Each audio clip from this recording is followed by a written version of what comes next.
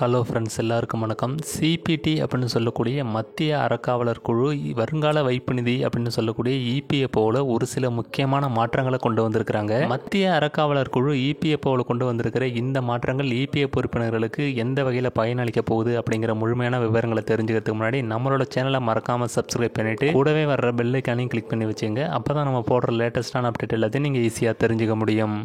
இபிஎஃப்ஓவை பொறுத்த வரைக்கும் இந்த பணம் வித்ட்ரா பண்ணுறதுங்கிறது 3 முக்கியமான காரணங்கள் தான் இருக்குது. ஒன்று கல்வி தேவை, இன்னொன்று மருத்துவ தேவை, திருமண செலவு, அது மட்டும் இல்லாமல் வீடு கட்டும் போதோ அல்லது பழுதடைந்த வீட்டை சரி பண்ணுறதுக்கோ இந்த இபிஎஃப்லேருந்து நம்ம பணத்தை வித்ட்ரா பண்ணலாம்.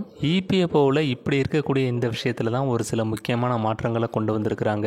இபிஎஃப்ஓவில் கொண்டு வந்திருக்கிற இந்த மாற்றத்தில் நம்ம ஃபஸ்ட்டு பார்க்கக்கூடிய விஷயம் என்னென்னா, அதாவது ஒரு இபிஎஃப் உறுப்பினர் ஏதாவது ஒரு காரணத்தினால வேலை எழுந்துட்டாங்கன்னா அவங்களோட பிஎஃப் அக்கௌண்ட்டில் இருக்கிற மொத்த பணத்தையும் எடுக்கிறதுக்கு 2 மாதங்கள் வெயிட் பண்ணாலே போதும். பிஎஃப் அக்கௌண்ட்ல இருக்கிற முழு தொகையும் வித்ட்ரா பண்ணிக்க முடியும். இப்படி இருந்த இந்த விஷயத்துல தான் ஒரு முக்கியமான மாற்றத்தை கொண்டு வந்திருக்கிறாங்க. அதாவது ஒரு இபிஎஃப் உறுப்பினர் பணியை இழந்துட்டாலோ வேலை இல்லாமல் இருந்தாலோ அவர் பிஎஃப்ல இருக்கிற பணத்தை வித்ட்ரா பண்ணணும் கிட்டத்தட்ட 1 வருடம் வெயிட் பண்ணணும் அப்படிங்கிற மாதிரி சொல்லப்பட்டிருக்கு. அதாவது 2 மாதமா இருந்த இந்த காலத்தை 1 வருஷமா இன்க்ரீஸ் பண்ணியிருக்கிறாங்க. இந்த விஷயம் தான் இபிஎஃப் உறுப்பினர்களை கொஞ்சம் அதிர்ச்சி அடைய வச்சிருக்கு. அது மட்டும் இல்லாமல் இதில் இன்னொரு முக்கியமான விஷயத்தையும் சொல்லியிருக்கிறாங்க. அது என்னன்னா, இப்படி வேலை இல்லாமல் இருக்கிற இந்த இபிஎஃப் உறுப்பினர் அதாவது 1 வருஷத்துக்கு அப்புறம் தான் இந்த பணத்தை எடுக்க முடியும்னு சொல்லியிருக்கிறாங்க. அதுவும் எவ்வளவு எடுக்க முடியும் அப்படின்னு பார்த்தீங்கன்னா, அவரோட பிஎஃப் அக்கௌண்ட்டில் இருக்கிற தொகையில் 75% மட்டும்தான் எடுக்க முடியும். மீதி இருக்கிற 25% எப்போ எடுக்கலாம்னா, அந்த இபிஎஃப் உறுப்பினர் அவரோட ரிட்டையர்மெண்ட் வயதை எப்போ ரீச் பண்ணுறாரோ அப்போ தான் மீதி இருக்கிற 25% எடுக்க முடியும் அப்படிங்கிற மாதிரியும் இந்த புதிய விதிகளில் சொல்லப்பட்டிருக்கு. இபிஎஃப்போட இந்த புதிய விதிகளில் சொல்லப்பட்டிருக்கிற இன்னொரு முக்கியமான விஷயம் என்னென்னா, அதாவது 12 மாதங்கள் வேலை இல்லாத பட்சத்தில், அதாவது 1 வருஷம் அப்படி இருக்கிற பட்சத்தில் தான் இந்த 75% அப்படிங்கிற பணத்தை வித்ட்ரா பண்ண முடியும்.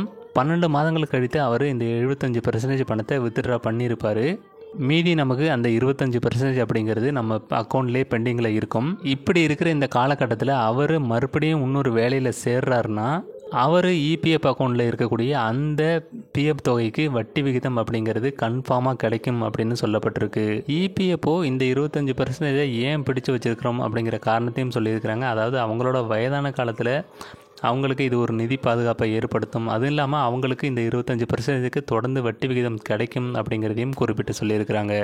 மத்திய அறக்காவலர் குழு இபிஎஃப்ஓவில் கொண்டு வந்திருக்கிற இந்த புதிய விதிகள் இபிஎஸ் 95 பென்ஷன்தாரர்களையும், அதாவது ஓய்வூதியதாரர்களையும் விட்டு வைக்கல அப்படின்னே சொல்லலாம். ஒரு இபிஎஃப் உறுப்பினர் அவரோட இபிஎஸ் பென்ஷனை எடுக்கணும்னா வேலையை இழந்த 2 மாதங்களுக்குள்ள முழு தொகையும் எடுத்துக்க முடியும். ஆனால் இந்த புதிய விதிகளில் என்ன சொல்லியிருக்கிறாங்கன்னா, ஒரு இபிஎஃப் உறுப்பினர் வேலை இல்லாமல் இருக்கிறாருன்னா அவரோட இபிஎஸ் பென்ஷனை எடுக்கிறதுக்கு கிட்டத்தட்ட 36 மாதங்கள் வெயிட் பண்ணணும். அதாவது 3 வருஷம் வெயிட் பண்ணதான் அவரோட இபிஎஸ் 95 பென்ஷனை மொத்தமாக எடுக்க முடியும் அப்படிங்கிற மாதிரி சொல்லப்பட்டிருக்கு. இந்த மாற்றங்கள் சம்பந்தமாக இபிஎஃப்ஓ அதிகாரிகள் இந்த விஷயத்தை தான் சொல்றாங்க. இந்த மாற்றங்கள் எல்லாமே இபிஎஃப் உறுப்பினருக்கும் சரி அவங்களோட குடும்பத்துக்கும் சரி ஒரு சமூக பாதுகாப்பாக இருக்கும் அப்படின்னு சொல்லியிருக்கிறாங்க. இபிஎஃப் பணம் வித்ட்ராவல் சம்பந்தமான இந்த இபிஎஃப்ஓ விதிகள் இபிஎஃப் உறுப்பினர்களுக்கு வரமா சாபமா அப்படிங்கிறத கமெண்ட்ல சொல்லிட்டு, இந்த வீடியோ யூஸ்ஃபுல்லாக இருந்துன்னு நினச்சிங்கன்னா வீடியோவை ஷேர் பண்ணிட்டு மறக்காம நம்மளோட சேனலை சப்ஸ்கிரைப் பண்ணிடுங்க.